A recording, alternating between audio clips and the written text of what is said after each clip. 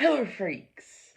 So happy Halloween. This is the Halloween review, I guess. This is just what we're doing for the Halloween review. So basically,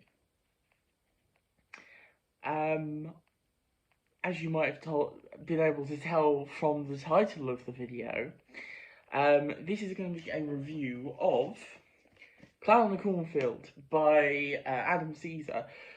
So this one came out last year, 2020, I believe in September, I want to say. It's probably not going to say in here, is it?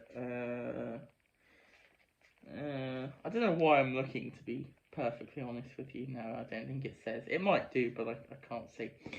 Anyway, I'm pretty sure this came out sort of September time. It could have been October, actually, you know.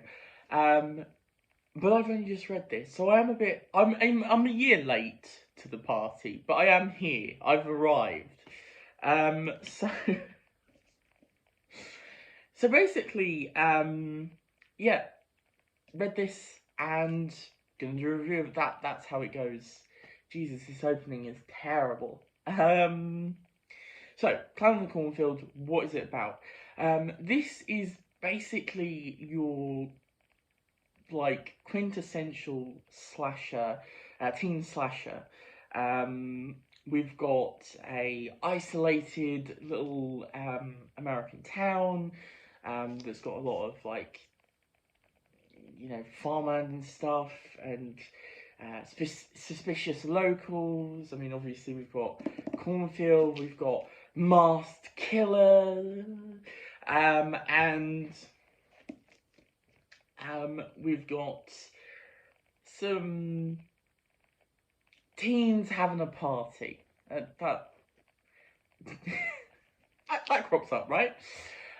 So basically, this is basically about, oh god, I forgot, no, Quinn. This is about Quinn and her father. Quinn has recently lost her mother, and her mother has recently died, and her father, Glenn Maybrook, has basically took up this deal to take up the local doctor's office. Don't know what you call it. Doctor's office, basically, in this place called Kettle Springs, which is this little sort of little town, which is going for a bit of a crisis. Now they've moved just sort of out of, just really quickly. Like one day they're living in Philadelphia, and the next they're down in Kettle Springs. So when Quinn arrives, she basically finds the place in a bit of a struggle between the older generation and the younger generation, who are basically kind of in a bit of a generational battle. Basically, they're both kind of suspicious of each other, both sort of at each other's throats. It's quite, there's quite a bit of tension, and so it's not great. And this kind of basically, in the middle of this, some murders start happening, and it's caused by this person dressed up in the town mascot, basically, which is this clown in like a pork pie hat, called Friendo. And so it's basically your quintessential slasher with a few twists and turns along the way, and it is great. I really enjoyed this. This is a ton of fun. I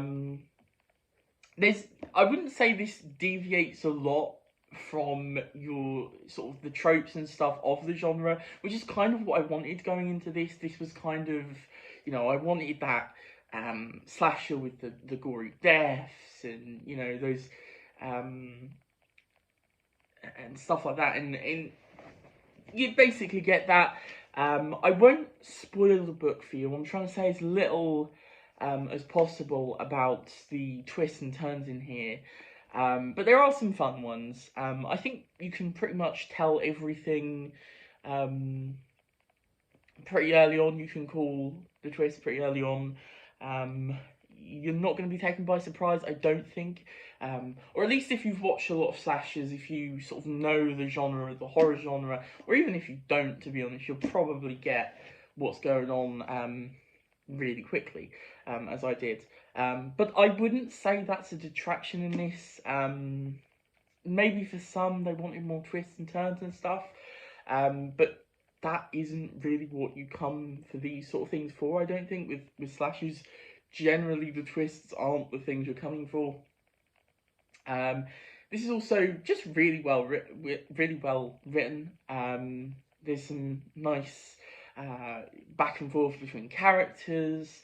I actually really like Quinn as our main character. She's sort of strong-headed. She's kind of holding the family together. Glenn, her father, is not. He's going through a lot, and he's trying his best, but Quinn is definitely holding it together better than Glenn. And she was kind of a good kid in Philadelphia. She's not perfect. She's got her flaws, but she was kind of a good kid. Then she sort of runs into the ne'er-do-wells in Kettle Springs. Basically, that's immediately running into the sort of bad types, as it were, but maybe not so bad. Or maybe they are. So we don't know. Who is it? Ooh. So basically, yeah, we have that. But then we also have the juxtaposition between the kids who are very lively. They've got stuff going on. There is a sort of prologue in here set before Quinn arrives from a different point of view. In fact, this book does jump a few different point of views sometimes. Sort of midway through the book, it really starts doing that. But yeah, so, but then the juxtaposition between the younger generation to the older generation, and it is really well done, actually. In terms of the deaths and stuff, I wouldn't say there's not too much, like, there's not a lot of gore, really, you know, you're not getting, like, really intense, gory, written on the page stuff. This is, I think, YA, so it's slightly toned down, but you get the picture, you know, you know what's happening. And it's a lot of fun, you know, we have, I will say there's a little bit of repetition, in the middle of the book, because basically there are clowns in a cornfield and there is killing in cornfields, and there's a lot of sort of just running back and forwards. So, and like the location doesn't really change and the same things are sort of happening, but it's not too bad. It works, I think. The pacing is actually really good in this. I really enjoyed the pacing. We get the slow build up where we meet our characters and stuff, and then we get the big, you know, where the killings really start, you know. So we have a little while before the sort of the first proper murders take place, and then, you know, stuff really hits the fan. And in usual slasher form, like, it starts silently, like a few people die at first, like nobody notices, and then it's all gone to hell. There are some nice sort of set pieces in this, and there are some pretty gory deaths, to be fair. There are some pretty gory deaths. Now, I will say, apart from Quinn and Glenn as well, I quite liked him, I wouldn't say the other cast are that memorable. They're okay. They vary, I think. It kind of is in that slasher thing of, like, you're not really going to know the names or remember them that well, to be honest. You know, you're just going to know, oh, that person died. You know, it's kind of like that. That's not to take away from the writing of this, because it is actually really well written. Like I say, really well paced. Some really nice, snappy dialogue. Some really good descriptions as well, not only of death, obviously, but just of the place itself. Really evokes the atmosphere. And obviously, I don't live in America much, you know, and obviously don't live in somewhere like Kettle Springs, so I can't say, you know, certain things. But I do think, you know, the atmosphere is really well done. It's got that feel, you know, it's got that feel of the genre, which I really enjoyed. That vibe. I can't believe I just said that vibe, but it has got that, which I really enjoyed. The ending, which I'm not going to spoil, but the ending was interesting. I'm guessing, like, he's done with this story. This is its own thing. I guess it could be opened up for, like, other books, but I'm pretty sure this is kind of like one of those things where it's like some of those slashes have a little, ooh, look, it's maybe not all done, you know, he's still out there kind of thing. And it's like, you know, a bit like Friday the 13th, with where it's like, oh, he's out in the lake, you know, he's still alive in the lake or whatever, which is ridiculous. But yeah, no, it's fine. It's serviceable. I really enjoyed this. I gave this 4 stars. I mean, what else can I say? It was just a fun slasher with a really fun protagonist. Actually, I thought they were pretty good. And oh, actually, I should probably talk about the villain. I enjoyed it. I will say, like I say, it's very. To be honest, it doesn't feel like it's supposed to be a big twist or anything. There are a few bits that feel like they're supposed to be sort of bigger twists.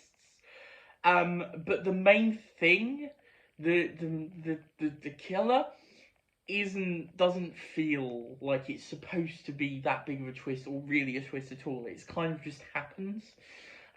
So that's also why I don't think, you know, sometimes when they build stuff up and it's like, you know what's going to happen. This doesn't feel like that. Kind of feels like Adam Caesar in this is sort of going, yeah, I know you're going to know what's going on. So I'm not going to build to that reveal. There are other things that he does build to.